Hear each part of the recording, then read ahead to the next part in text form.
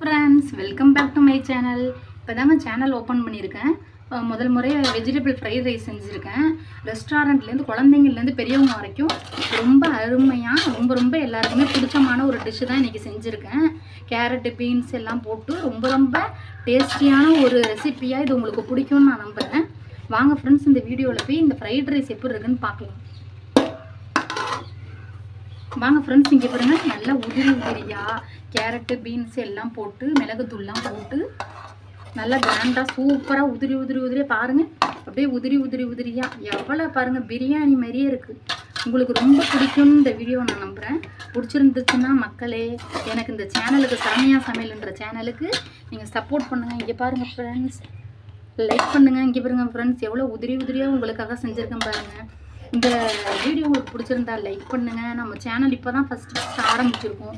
Support பண்ணுங்கள். Thank you.